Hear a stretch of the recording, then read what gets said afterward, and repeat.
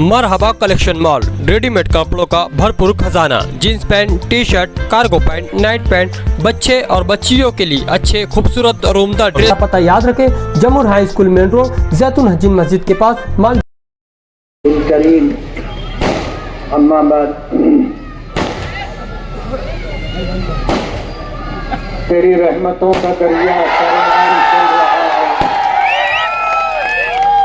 तेरी रहमतों का दरिया सरेआम चल रहा है। मुझे भीख मिल रही है, मेरा काम चल रहा है। तेरे नाम का वजीफा मेरी जिंदगी का हासिल, तेरे नाम की बदौलत मेरा काम चल रहा है। हमने सियासत में कदम रखने का फैसला किया। हमारे साथ कोई नहीं था, एक अल्लाह की जात थी। हमारी नीयत अच्छी थी। हम दारुल इफ्ता से आपकी कमजोर नहीं पड़नी चाहिए। मैं उसके हिसाब से ही दरखास्त करूंगा। ये लगे बात ठीक है, सभी नाम यहाँ से पुकारे जाएंगे। कारपोरेटर वो साबिक अपोजिशन जोरदार तालियों के दरमियान हाजी कलीम दिलावर साहब की खिदमत आलिया में सत्कार सम्मान होना है। कारपोरेशन में अपने उसके बाद मैं गुजारिश कर रहा हूँ, पूरा महाराष्ट्र है सम्मान होना है। जोरदार तालियों के दरमियान ये समझने लगे थे कि अब ये सियासी पार्टी तीसरा महाज पूरे महाराष्ट्र में लेकर के निकलेगी, लेकिन हमने तो मालेगांव के लिए तरफ रखा था। इसलिए हम अपना तीसरा महाज कारपोरेटर राशिद से रवानी से लिए जा रही फलाही साहब यहाँ पर तशरीफ है, अब्दुल अलीम है और अल्लाह का बहुत बड़ा करम है। इस्माइल हंकर यहाँ पर तशरीफ है। ये भी MIM में हमने शमूलियत पत्रकार मुजाहिद साहब शामिल होने वाले हैं। साजिद भाई यहाँ पर तशरीफ लाए हुए हैं, वो भी यहाँ तशरीफ लाए, उनका इस्तेमाल हो रहा है प्रोग्राम के।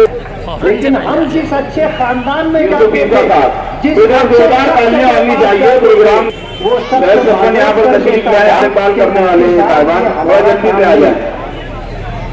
आप सोचो तो पेश किया जा रहा है। सोच ये बन गई थी वक्तों में अपनी बातें रखने के लिए मैं वही लोग रहेंगे जो जिना के आदी हो, जो दारू पीने के आदी हो, जो जुआ खेलने के आदी हो। ये हम लोगों का काम नहीं है। हम कोशिश करते रहे कि अच्छे से अच्छे लोगों को ले करके आए, लेकिन कहते हैं ना, बुराई में बहुत ताकत होती है।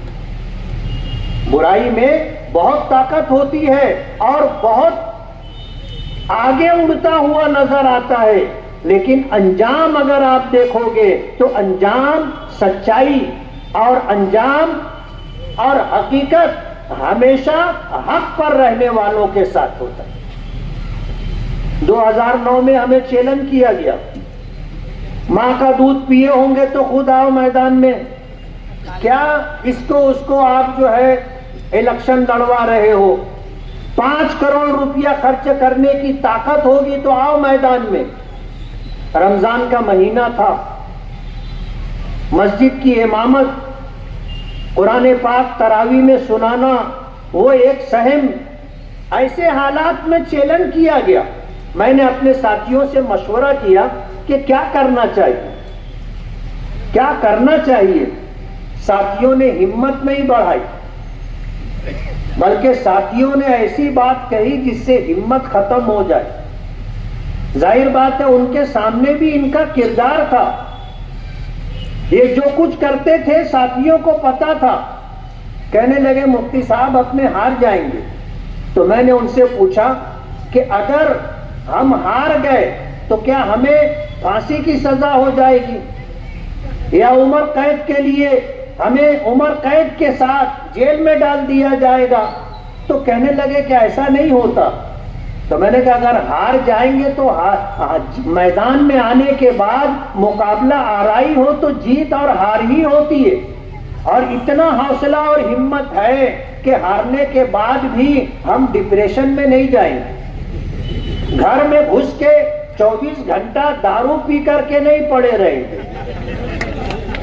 हिम्मत है, हारने का हौसला है। और मैंने कहा कि भाई हमने मां का दूध तो पिया है और 5 करोड़ रुपया पैसा खर्चा करके अगर कोई इलेक्शन जीतता है तो ये कोई बड़ी बात नहीं है। हम बगैर पैसे का इलेक्शन लड़ेंगे और इंशाअल्लाह जीत करके बताएंगे। हमने मालेगांव के लोगों को आवाज दी, उनके जमीर को जगाया, शहर में क्या हो रहा है उन्हें बताया और उनका साथ मांगा। और हमने उनसे ये गुजारिश की कि अगर आपको हमारी बात से इत्तेफाक है तो जब वोट का दिन आएगा तो अपने जमीर की आवाज पर हमें वोट देना। और आज अगर आपने फैसला कर लिया है कि आप हमारे साथ रहेंगे तो आप हमें 1 रुपया देना। शहर के लोगों ने 84,000 रुपया दिया, उससे जायद। हमको अंदाजा हो गया कि हम इंशाअल्लाह जीत जाएंगे, रिजल्ट हमको महसूस होने लगा। लेकिन हमने अपनी मेहनत में कोई कसर बाकी नहीं रखी। मालेगांव का एक एक मोहल्ला, एक एक गली और एक एक घर हमने जाने की कोशिश की। और शायद आपको पता होगा कि हम शेख रशीद के घर भी वोट मांगने गए थे, निहाल साहब मरहूम के घर भी वोट मांगने के लिए गए थे। जब हम शेख रशीद के घर गए तो उनके एक साहबजादे कहने लगे कि हमको वोट दो। मैंने कहा मेरे घर मांगने आओ, मेरे घर मांगने आओ, मुझे वोट चाहिए और आपके घर वोट है तो हम वोट मांगने के लिए आए। आपका हमारा कोई जाति झगड़ा नहीं है। 2009 में इस शहर के लोगों ने जिस तरह नवाजा, पूरे मुल्क में एक तारीख बनी, पूरे मुल्क में एक तारीख बनी कि हमने लोगों के दरमियान अपील की कि अपने जमीर की आवाज पर वोट देना और अपनी मेहनत और हलाल कमाई से 1 रुपया देना। लोगों ने दिया और मालेगांव के लोगों ने एक तारीख बनाई। 2009 में चुनकर आए, 14 तक कांग्रेस एनसीपी की सरकार थी। जब हम उनसे काम के लिए एक्स्ट्रा फंड मांगने जाते थे तो ये वहां जाके कहते थे, कांग्रेसी थे, ये वहां जाकर के उस वक्त के जो चीफ मिनिस्टर थे उनको कहते थे कि इनको एक्स्ट्रा फंड देना नहीं वरना पार्टी का नुकसान होगा, इनका नाम होगा, हमारी पार्टी का नुकसान होगा। तो 2009 से 14 के दरमियान जो 2 करोड़ रुपया फंड मिलता था उसके अलावा 1 रुपया फंड मुझे नहीं मिला। ये इनकी कारस्तानी थी। 2014 में मैं इसी बुनियाद पर इलेक्शन हारा कि इन्होंने कहा कि इनको काम करना नहीं आता। इन्होंने क्या किया है, 5 साल का हिसाब देना। जीत और हार नसीब और मुकद्दर से है, लेकिन जीत के भी कुछ असबाब होते हैं और हारने के भी कुछ असबाब होते हैं। जाहिर बात है 5 साल में हम कोई बड़ा काम नहीं कर पाए थे। 2 करोड़ रुपया ऐसा होता है जैसे ऊंट के मुंह में जीरा। हम शहर में क्या करते। इलेक्शन हार गया मैं, लेकिन मैं घर में नहीं बैठा, मायूस नहीं हुआ, अपना काम करता रहा। जोहर से पहले अजान हो रही थी, रिजल्ट आया कि मैं हार गया तो मैं अपने काम से चला गया मस्जिद, इमामत करता था, नमाज पढ़ाने चला गया। पूरी मस्जिद के लोग सर उठाकर मुझे देख रहे थे। लेकिन अल्लाह का एहसान है, जीत और हार नसीब मुकद्दर से है और ये हमारी रोटी रोजी नहीं है। हमें कोई मलाल नहीं था, पहले दिन से काम से लगे। 2014 का इलेक्शन हारने के बाद 2019 का इलेक्शन लड़े। आवाज आ रही थी दूर दूर तक हमारे मुकाबले में नहीं है, 50,000 वोट से हराएंगे। उल्टा हो गया मामला, 38,000 वोट से खुद हार गए और इंशाअल्लाह अभी 50,000 वोटों से ज्यादा से इंशाअल्लाह हराएंगे। वजह उसकी ये है कि लोग काम मांगते। आपने जिन उम्मीदों से मुझे चुन करके दिया था, एमएलए का काम रोड बनाना नहीं है, एमएलए का काम गटर बनाना नहीं है, एमएलए का काम लाइट नहीं है, एमएलए का काम पानी की पाइपलाइन गली गली में बिछाना नहीं है। ये सब काम कारपोरेशन का है। मालेगांव कारपोरेशन 500, 700, 800, 900, 1000 करोड़ रुपए का बजट रखती है। ये हमसे 5 साल का हिसाब मांग रहे हैं, मैं आपको हिसाब देना चाहता हूं और आगरा रोड के इस तरफ का हिसाब दूंगा, पूरे शहर का नहीं। 2 करोड़ के बजट से 1000 खोली पहली गली का रोड हमने बनाया, जो सईद इलाहिया मस्जिद वाली गली, जहीर अशरफ वाली गली, हाजी टेलर के पीछे वाली गली और सखावत होटल से आबिद सोडे वाले तक का रोड, वो जो मैदान है, 2 करोड़ रुपए में हमने ये काम किया। 1.25 करोड़ रुपए के बजट से ये सलाम चाचा रोड का काम हुआ है। 75 लाख रुपए के बजट से मासूम साइजिंग से मुफ्ती आजम मस्जिद तक रोड बना। आयशा नगर कब्रिस्तान के बाजू वाला रोड जो रमजानपुरे की तरफ जाता है, वो रोड बना। 30 लाख रुपए के बजट से सूफिया मस्जिद से आयशा नगर कब्रिस्तान गेट तक रोड। 60 लाख रुपए के बजट से आयशा नगर कब्रिस्तान में अशरफी जनाजा हाल, लाइट पोल। 50 लाख रुपए के बजट से सर्वे नंबर 57 में 2 गलियों का काम और हुमैदुल नियादी मस्जिद के पास की 3 गलियों का काम हमने किया। 20 लाख रुपए के बजट से हुसैन सेठ कंपाउंड में सीमेंट कंक्रीट रोड हमने बनाया।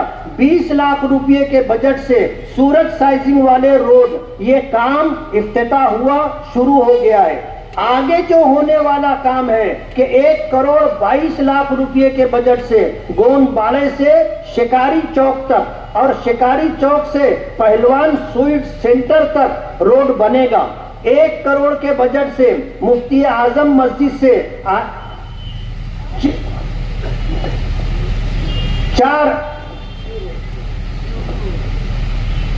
1 करोड़ रुपए के बजट से मासूम साइजिंग से कुसुम्बा रोड तक और नैयर चौक से जरवाला के कारखाने तक, जिसको ठंडी सड़क कहते हैं, वहां तक रोड बनेगा।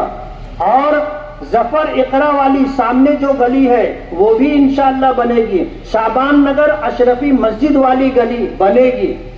ये काम वर्क ऑर्डर हो चुका है। अल्लाह का बहुत बड़ा करम है। एक एमएलए होने की हैसियत से ये हमारा काम नहीं था। हमारा काम तो ये था कि टेहरे चौखुंडी से लेकर के 40 गांव फाटे तक 166 करोड़ रुपया 166 करोड़ रुपया हमने मंजूर करवाया है, जिसमें दोनों साइड से सर्विस रोड बनेगी और 3 फ्लाईओवर बनेंगे और अंडरग्राउंड पास रास्ता बनेगा। ये एमएलए का काम। हमने एमएलए होने की हैसियत से तलवाड़ा डैम से मालेगांव फिल्टर प्लांट तक जो पानी की पाइपलाइन 40 साल पुरानी थी, जो सड़ गई है, उस नई पाइपलाइन के लिए हमने 145 करोड़ रुपया मंजूर करवाया। दुआ बहार की मांगी तो इतने फूल खिले, कहीं जगह न रही मेरे आशियाने में। मालेगांव के लोग कहते हैं, कुछ लोग, कि काम की बुनियाद पर कोई नहीं जीतता। काम की बुनियाद पर कोई नहीं जीतता, बल्कि लोगों को जो झांसा दे दे वो जीतता है। लेकिन मैं इस बात से इत्तेफाक नहीं रखता।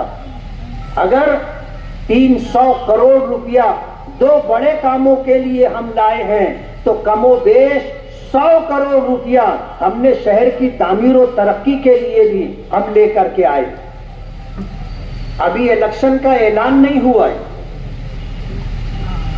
और हमने अपने पहली मीटिंग में ये बात कही थी कि गधे 1.5-2 महीने से दौड़ रहे और हम उनके साथ दौड़ना नहीं चाहते थे।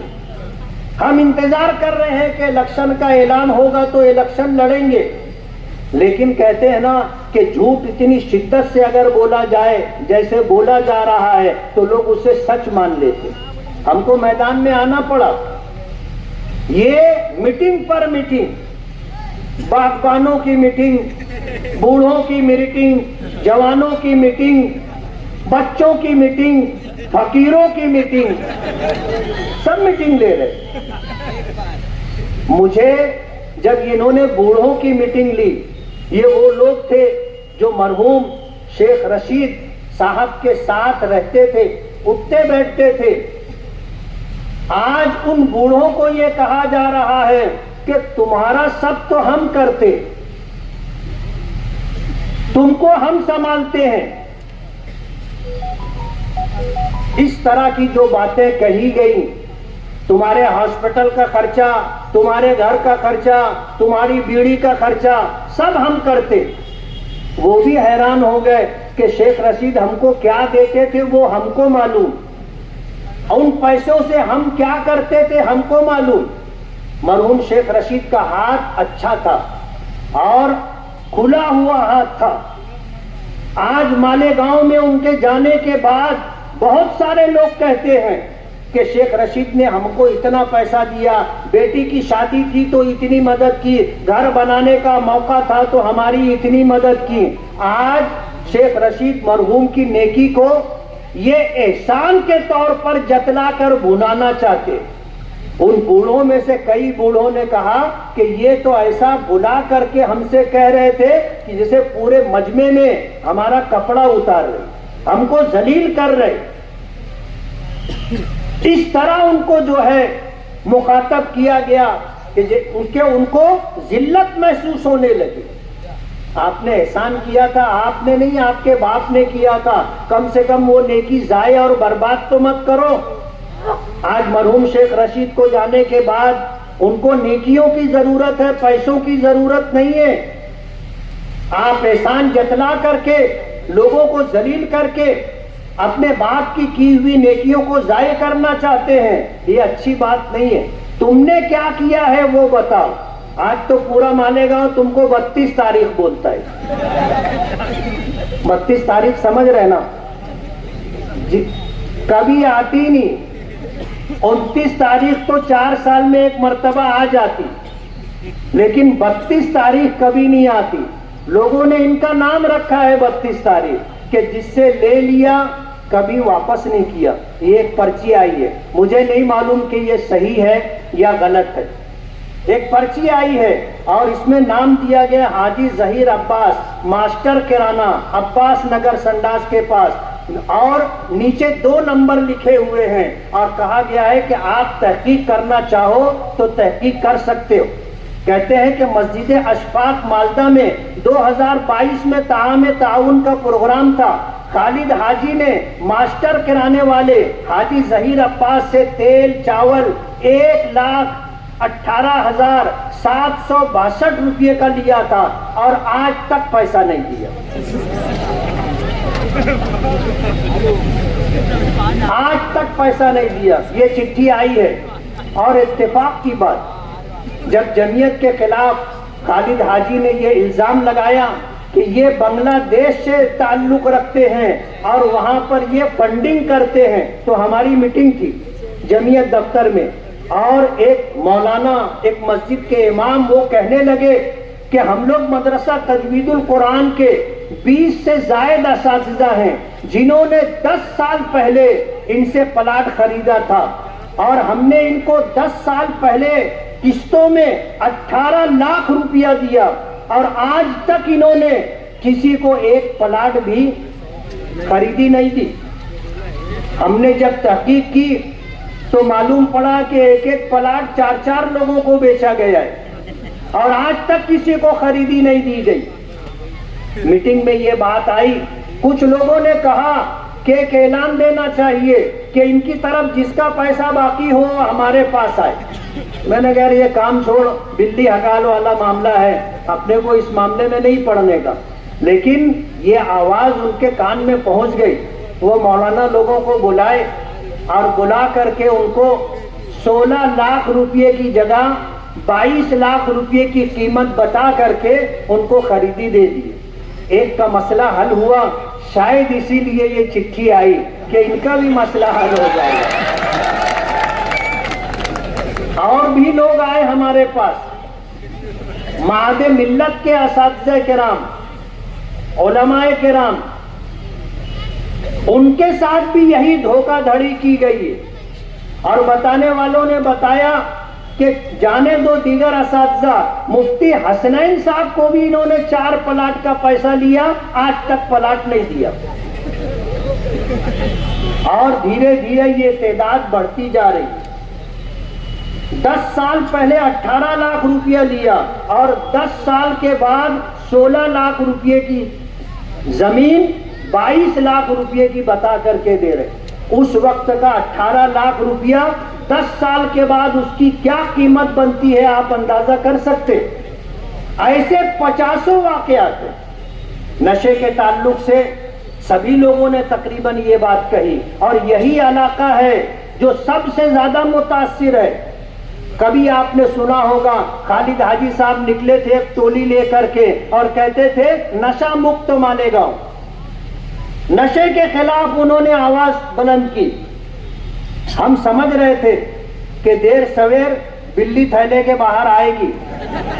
जो लोग खुद नशा करते हो उनकी तस्वीरें हैं, उनके वीडियो हैं कि पूरी पूरी बोतल शराब की ऐसे हाथ में ले करके ये कैमरा क्या बोलते हैं वीडियो शूटिंग है कि ये जो है खेल रहे हैं और शराब की बोतल हाथ में है वो वीडियो। जो खुद नशा करते हो ये मालेगांव को नशा मुक्त करने की बात कर रहे हैं। हफ्ता 10 दिन ये शोर रहा और उसके बाद हुआ ये कि जितने नशे का कारोबार करने वाले लोग थे वो सब सरेंडर हो गए और ये उनके साथ कारोबार में पार्टनर हो गए। सबका हफ्ता आने लग गया। जब सब तरफ से हफ्ता आने लग गया तो इनका काम खत्म हो गया। ये यही चाहते थे। आज पूरे शहर में नशे का कारोबार इनकी सरपरस्ती में चल रहा है। गांजे का कारोबार इनकी सरपरस्ती में है। एमडी का कारोबार इनकी सरपरस्ती में है। जितना गुटखे का कारोबार इनकी सरपरस्ती में है। पूरी कौम के मुस्तकबिल को तबाह और बर्बाद कर रहे हैं। और अभी टप्पे टप्पे से हमारे पास धमकी आमेज बात आती रहती है कि बंबई के, थाना के, भिवंडी के जितने वांटेड लोग हैं पुलिस लिस्ट में वो सब मालेगांव में आ रहे हैं और सबकी सरपरस्ती ये कर रहे हैं। मैं बहुत सफाई के साथ कह देना चाहता हूं, एक दादा की भी गाल नहीं गलेगी। एक दादा की भी गाल नहीं गलेगी। कहते हैं शरीफ आदमी को गुस्सा देर से आता है, लेकिन जब आता है तो अगली पिछली सारी कसर निकाल लेता है। ये आधा और दादा लोग से हम लोग डरते उड़ते नहीं। जो बुज़दिल होगा, जो गुनहगार होगा, जो 2 नंबरी काम करता होगा, जो खोटे धंधे से पैसा कमाता होगा वो डरेगा। हम डरने उड़ने वाले नहीं हैं। और मैं ये पैगाम देता हूं पूरे शहर को कि तुमको भी डरने की कोई जरूरत नहीं है। वो दिन खत्म हो गए जब खलील चचा छलांगों से फाख्ता मार लेते थे। यानी खुद कभी कुछ नहीं किए लेकिन छलांगों से फाख्ते मार लेते थे। 2 रिक्शा 4 रिक्शा भर के लोग चले जाते थे। अब वो बात नहीं है। अब तो ये खुद घर से निकलते डर रहे ना। जब इनको कहीं निकलना रहता है तो 50 लोग होंगे कि जहां जाना है वहां तक 2-2 आदमी रास्ते में खड़े रहते। हाँ रास्ता क्लियर है तो ये वहां से आगे बढ़ते। अगली जगह से फोन आता रास्ता क्लियर है तो आगे बढ़ते। अगर कभी हम तो चाहते कि रास्ते में जो आदमी है वो कभी बोल दे साहब क्लियर नहीं है तो ये वहां से वापस चले जाएंगे। घर के पास 4 आदमी उधर बैठे, 4 आदमी उधर बैठे, 4 आदमी उधर बैठे। कौन आ रहा है, कौन जा रहा है, कौन रुक रहा है, ऐसी जिंदगी जी रहे और शहर को डराने की बात कर रहे। आपको डरने की कोई जरूरत नहीं है। मुल्क में कानून की बालादस्ती है और हमारे शहर में एडिशनल एसपी है और हमारे शहर में कानून की हुक्मरानी है। आपको डरने की जरूरत नहीं है। अगर इनमें से किसी ने भी हाथ पांव फैलाया तो आप देख लेना उसका अंजाम क्या होगा।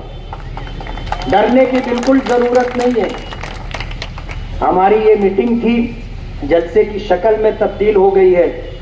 हमने मीटिंग का ऐलान किया था जब तक इलेक्शन कमीशन की तरफ से इलेक्शन डिक्लेयर नहीं होता, हमने जलसा लेने का प्रोग्राम नहीं बनाया, लेकिन हम भी अपने तौर पर काम कर रहे हैं।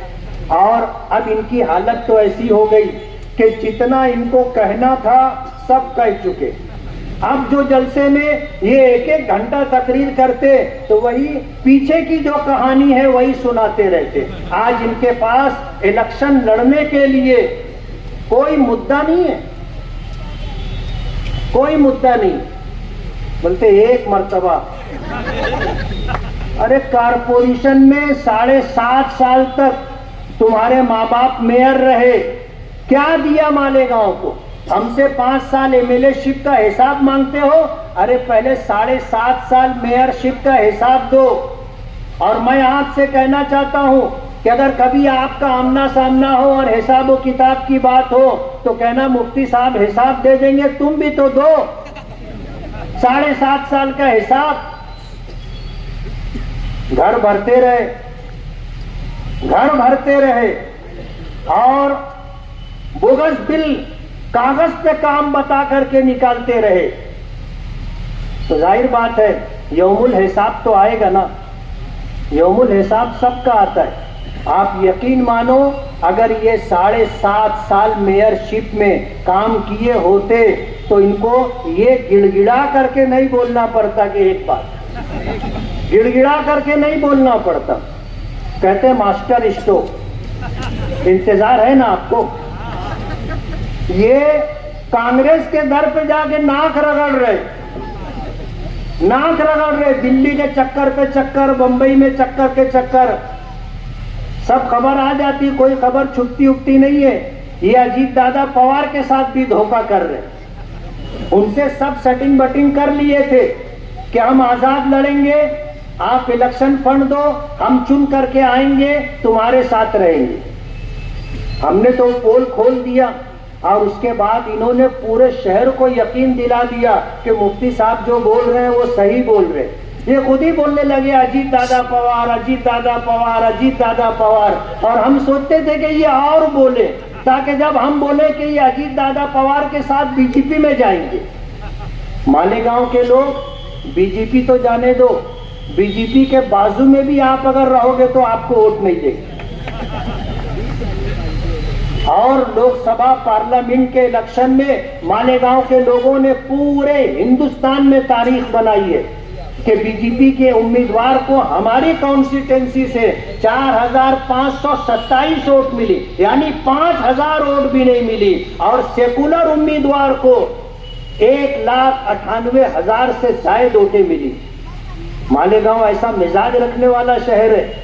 आप मालेगांव वालों की वोट लेकर के बीजेपी के साथ बीजेपी में जाओगे, मालेगांव के लोग कभी आपको वोट नहीं देंगे। ये तो बहुत अच्छा हुआ कि हम कुछ बोलते उससे पहले ही ये अजीत दादा पवार, अजीत दादा पवार। अजीत दादा पवार ने अपने चचा के साथ क्या किया आप देख रहे हो। आज बीजेपी के साथ सरकार में है, डिप्टी चीफ मिनिस्टर है, और आप उनके इलेक्शनी फंड से आजाद उम्मीदवारी करके उनके साथ जाओगे और बीजेपी में शामिल रहोगे। मालेगांव के लोग इस बात को बर्दाश्त नहीं करेंगे। इसलिए मैं आपसे कहना चाहता हूं, वक्त तो हो गया है, जब इलेक्शन आएगा तो इंशाअल्लाह फिर अलहाज यूनुस ईसा साहब की जुबानी आप भी सुनोगे इनके कारनामे। इन्होंने वादा किया था पहले जलसे में कि मैं आगरा रोड के उस पार बोलूंगा, लेकिन जब हमारी बातचीत हुई तो ये हुआ कि अभी तो इलेक्शन का ऐलान नहीं हुआ है, हम लोगों को बोल लेने दो, बच्चों को, जब वाकई बोलना रहेगा फिर आप बोलना। और अलहाज यूनुस ईसा साहब को जो दर्द है वो अब्दुल मालिक का है। और मैं ऐसा समझता हूं कि शायद तमाम बच्चों में दादा को अब्दुल मालिक से दिली लगाव है, जज्बाती लगाव। जिस वक्त ये सूरत हाल हुई थी कि अब्दुल मालिक पर फायरिंग हुई, दादा की हालत देखने जैसी थी, हमने करीब से देखा है। इसलिए आने वाले दिनों में इंशाअल्लाह हमारे सरपरस्त की तकरीर भी आप सुनोगे और आपको पता चलेगा कि क्या बात है। इसलिए आने वाले दिनों में जब इलेक्शन आएगा तो मेरी आपसे ये गुजारिश है कि हम मजलिसे इत्तेहादुल मुस्लिमीन से इलेक्शन लड़ रहे हैं। हमारा इंतखाबी निशान पतंग है और पहले दिन से हमारा ये बोलना था, 1000 पार्टियों के लोगों की मेहनत थी कि आप कांग्रेस में आ जाओ, कांग्रेस में आ जाओ। हमने ऐलान किया था कि हम मजलिसे इत्तेहादुल मुस्लिमीन से चुन करके आए हैं, आगे इलेक्शन भी मजलिसे इत्तेहादुल मुस्लिमीन के ही निशान पर लड़ेंगे। हमने जो ऐलान किया था हम अपने ऐलान पर कायम है। ऑल इंडिया मजलिसे इत्तेहादुल मुस्लिमीन से नुमाइंदगी कर रहा हूं और आपसे मेरी ये गुजारिश है कि आप मुझे देख करके वोट ना दें, आप अपने बच्चों का मुस्तकबिल देखें, आप अपने शहर का मुस्तकबिल देखें। आने वाला दिन मस्जिदों मदरसों के शहर को एक ताबनाक मुस्तकबिल मिले, उसके लिए आप वोट करें। इनको अगर वोट करोगे ये कहां लेकर के जाएंगे आपको पता भी नहीं। 288 जो मेंबरान असेंबली चुन करके जाते हैं, मैं हाजी अब्दुल माजिद का शुक्रगुजार हूं कि उस हाल में जाने के बाद मैंने दाढ़ी छोटी नहीं की, मैंने कुर्ता छोटा नहीं किया, मैंने सर से टोपी नहीं उतारी। अपनी इसी हैसियत और शनाख्त के साथ मैं असेंबली में रहता हूं और बोलता हूं। आपकी जो हालत है, आपको देख करके फैसला करना मुश्किल होगा कि आप इधर हो कि उधर हो, लेकिन हम अपनी मिल्ली शनाख्त, अपनी मजहबी शनाख्त, अपनी कौमी शनाख्त के साथ हैं और कभी हमने कंप्रोमाइज नहीं किया कि मेयर बनना है तो पानी बेच डालो, और अगर कोई बोले तो उस पर सीना जोरी, हमारा बस चले तो नारू शंकर का किला भी बेच डालेंगे। ये उनके ही जुमले हैं, उनकी बात है, हमारी बात नहीं है। आप अगर उनको दोगे, अपने शहर का मुस्तकबिल आप तबाह बर्बाद कर दोगे। आप अपने बच्चों के लिए, अपने शहर के शानदार मुस्तकबिल के लिए अच्छा फैसला कीजिए। हमने अगर किसी का काम नहीं भी किया, नहीं कर सके, तो हमने कभी किसी का बिगाड़ा नहीं है, किसी के फटे में टांग डाला नहीं है, किसी का कारोबार छीना नहीं है, किसी की जमीन पर नाजायज कब्जा नहीं किया है। हमने कभी किसी की इज्जत पर हाथ नहीं डाला है। हो सकता है कि आपका काम हम ना कर सके हो, कोई मजबूरी रही हो, लेकिन हमने आपका बिगाड़ा नहीं है और कभी हमने किसी से इंतकाम नहीं लिया। ये तो अभी से बोल रहे पेटी बंद होने दो तुम्हारे घर आऊंगा, पेटी बंद होने दो तुम्हारे घर आऊंगा, सुखी दे रहे, सुखी समझते ना, सुखी दे रहे। बिल्कुल डरने की जरूरत नहीं, अपने दरवाजे पे जो आ जाए वापस नहीं जाना चाहिए। मर्दानगी की बात है, आया दरवाजे पर वापस नहीं जाना चाहिए। इसलिए आपको डरने की कोई जरूरत नहीं है। शहर आपके साथ है, शहर के लोग आपके साथ हैं। मैं यहाँ स्टेज पर आया और आने के बाद अतीक लोखंडवाला साहब ने मुझे GR की एक कॉपी दी। हमने पर्यटन डिपार्टमेंट से फंड मांगा था 5 करोड़ रुपया, तो 5 करोड़ रुपया नहीं मिला, 2 करोड़ रुपया 2 रोड के लिए हमें फंड मिला है, जो आपके इस वार्ड में आगरा रोड के इस तरफ बनेगा। अल्हम्दुलिल्लाह। कहते ना तोप का लाइसेंस मांगो तो बंदूक का लाइसेंस मिल जाता है। तो हमने 5 करोड़ रुपया मांगा था, मिनिस्टर ने हमको 2 करोड़ रुपया दिया और ये GR की कॉपी अतीक लोखंडवाले के जरिए से मिली है, जो साहब ले करके आए थे। मेरी उनकी मुलाकात नहीं हो सकी, तो वो इनसे ताल्लुक रखते हैं और उनसे तारुफ अतीक लोखंडवाला ने करवाया था। वो ये GR लाकर मालेगांव दे करके गए। मैं उनका भी शुक्रगुजार हूँ, अतीक लोखंडवालों का भी शुक्रगुजार हूँ और इस मीटिंग की कामयाबी पर मैं अल्लाह रब्बुल आलमीन का और अल्लाह रब्बुल आलमीन के बाद अपने तमाम साथियों का और तमाम हाजिरीन का शुक्रगुजार हूँ। और ये गुजारिश है कि